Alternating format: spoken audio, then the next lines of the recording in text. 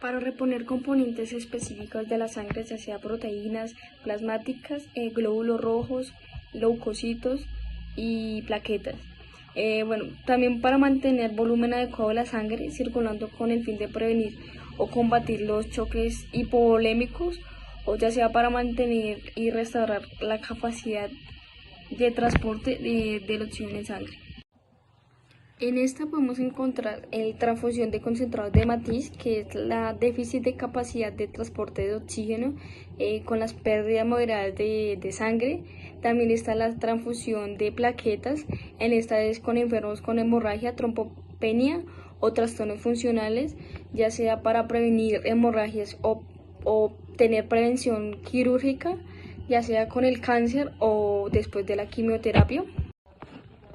En cuanto a la dosis de administración en adultos, la unidad de sangre totalmente es de un 3 a un 4% la hemoglobina en 1 gramo. En pediátricos, la transfusión de 8 miligramos puede proporcionarse el aumento de hemoglobina, ya sea aproximadamente entre 1 gramo y 1 decilitro. Debemos tener en cuenta que el tiempo de administración no debe ser mayor a 4 horas y este debe ser administrado a través de un filtro. ¿Qué es la sangre fresca? Pues puede ser de pocas horas hasta de 5 a 7 días después de haber sido obtenida por el donador. Es importante definir pues el propósito por el cual se necesita este tipo de sangre. Por ejemplo, pues para reemplazar plaquetas de factor 5 y 8 de coagulación, y la sangre debe ser de menos de 24 horas, pero pues si se desea sangre para una transfusión, se deben evitar sobrecargas de potasio con disminución de la actividad de los factores de coagulación y puede ser hasta de 7 días. La dosis y administración depende pues de la clínica donde esté el paciente.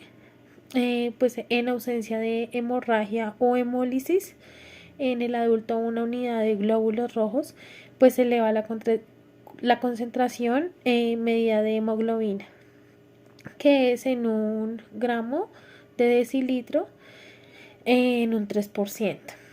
En el momento de decidir pues la transfusión, es importante que el médico se plantee la edad del paciente, la adaptación fisiológica a la anemia, la función cardiopulmonar y el pronóstico, junto con el valor de la hemoglobina y los concentrados de glóbulos rojos que deben administrarse a través de un filtro. Las contraindicaciones y precauciones, pues no se debe administrar en pacientes con anemia crónica, que estén pues normovolémicos, y únicamente se necesitan un aumento en masa de glóbulos rojos. En este se recomienda usar concentraciones de glóbulos rojos en pacientes que reciben pues grandes cantidades de sangre almacenada, y se debe presentar pues una coagulopatía dilucional por la disminución de los factores labiales de la coagulación y las plaquetas. También se tiene que establecer y mantener pues las unidades de sangre. El almacenamiento pues se origina en una disminución de concentración de 2,3 disfoglicerato, que es la molécula que pues facilita la liberación de oxígeno de la hemoglobina. Los concentrados de los glóbulos rojos. Estos son eritrocitos, pues el componente sanguíneo más rápido. Se pueden restaurar la capacidad de la sangre para transportar oxígeno. En este componente puede darse pues a una persona que esté sangrando o que tiene un tipo de anemia grave. Se separan los glóbulos rojos del componente líquido, la sangre o el plasma. Y pues otros componentes celulares de los glóbulos rojos pues ocupan menos espacio, y de ahí el término concentrados o paquetados. En principal aplicación pues es el tratamiento de la anemia aguda crónica en pacientes que pues únicamente necesitan un aumento de la capacidad del transporte de oxígeno y de la masa celular. Estos concentrados de glóbulos rojos son ventajosos Y pues para pacientes que no requieren o no toleran una excesiva expansión de volumen, como los pacientes con insuficiencia cardíaca o anemia crónica. La dosis, pues en ausencia de hemorragia o hemólisis en un adulto, una unidad de glóbulos rojos, pues se eleva una concentración mediada de hemoglobina en grados y en un 3%.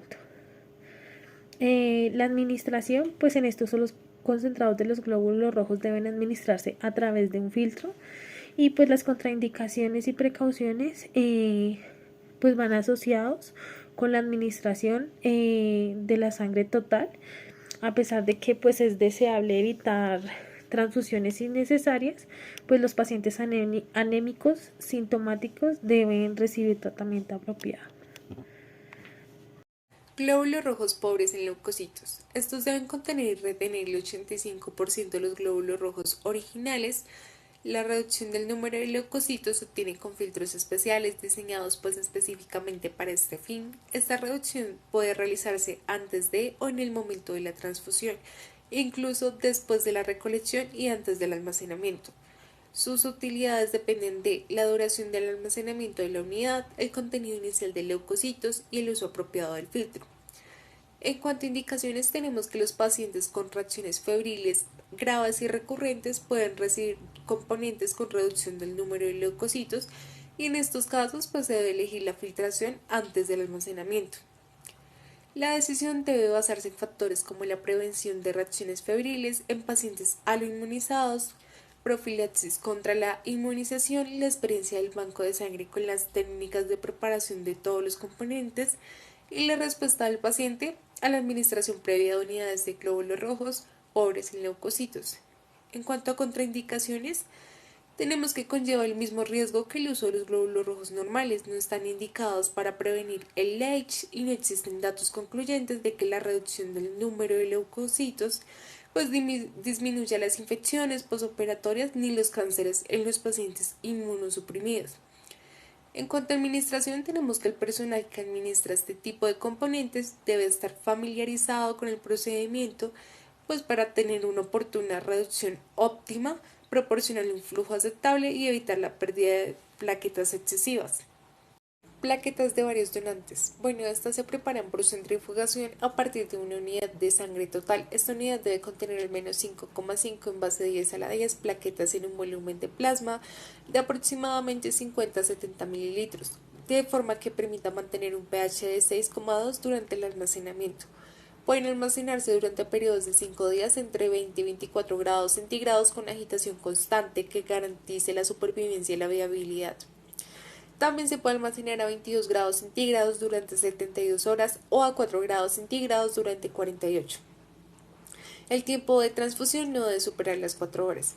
En cuanto a indicaciones, tenemos que su uso es bastante controvertido y la decisión depende de la causa de la hemorragia, del estado clínico del paciente y del número y función de plaquetas circulantes. Algunas indicaciones incluyen el tratamiento de hemorragias causadas por trombocitopenia con un recuento menor a 50.000 sobre litro, pacientes con plaquetas que funcionan anormalmente por causas congénitas o adquiridas.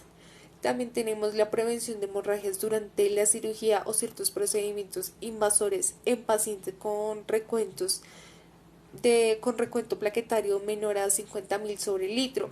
La profilaxis en pacientes con recuentos menor a 5.000 a 10.000 sobre litro, asociados pues a plasias medulares, a hipoplasias o invasiones tumulares. Contraindicaciones. En estos pacientes con procesos que cursan con una rápida destrucción de plaquetas, la transfusión no siempre es eficaz, por lo que solo debe indicarse en presencia de una hemorragia activa. En un 20 a 60% de los pacientes no alcanzan los niveles deseados después de la transfusión y se consideran refractarios a la misma. El riesgo de transmisión de enfermedades es el mismo que con los componentes de glóbulos rojos, pero el riesgo de contaminación bacteriana es muchísimo mayor debido a la temperatura de conservación de este componente. En cuanto a dosis de administración, tenemos que la dosis es de 0,1 sobre kilogramo de peso, con un promedio de 6 a 10 unidades por dosis en el adulto. Las plaquetas deben administrarse a través de un filtro y la transfusión no debe durar más de 4 horas. Plaquetas de un solo donante. Es un tipo de donación en la que solo se extraen de forma selectiva las plaquetas, devolviéndole el resto de componentes sanguíneos al cuerpo de la persona donante. Se obtienen mediante un proceso de aféresis. Una unidad contiene 31.011 plaquetas en al menos un 75% de las unidades estudiadas, con un volumen medio de 200 a 300 mililitros. Con respecto a las indicaciones de las plaquetas, podemos decir que estas están indicadas en pacientes que no responden a las plaquetas de varios donantes debido a la inmunización HLA y en pacientes que no son refractarios, con el propósito de reducir la exposición al donante.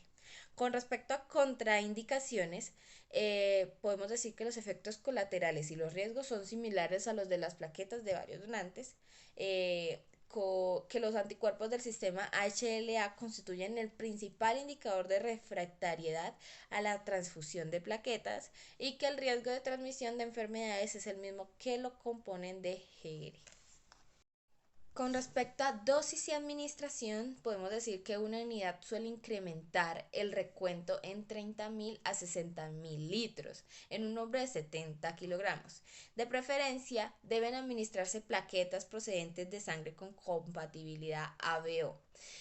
Hoy en día las mayores ventajas de las plaquetas obtenidas son aferesis, son el reducido número de donantes que disminuye la exposición del paciente y la recolección de una dosis terapéutica de un solo donante. Pasando a lo que es concentrados de granulocitos, podemos decir que estos son preparados por procedimientos de aferesis o centrifugación.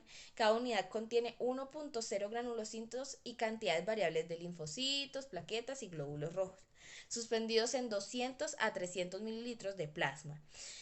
Su recolección es facilitada por el uso previo de hidroxietilalmidón, esteroides o factor estimulante de las colonias de granulocitos. Los granulocitos deben almacenarse a temperaturas de 20 a 24 grados centígrados y transfundirse no más de 24 horas después de su recolección. Con respecto a las indicaciones, podemos decir que actualmente su uso es poco frecuente. Los nuevos antibióticos, los nuevos adversos atribuidos a su administración y advenimiento de los factores estimuladores de colonias han contribuido a reducir su uso. Sin embargo, en ciertos pacientes la transfusión de granulocitos puede producir resultados satisfactorios.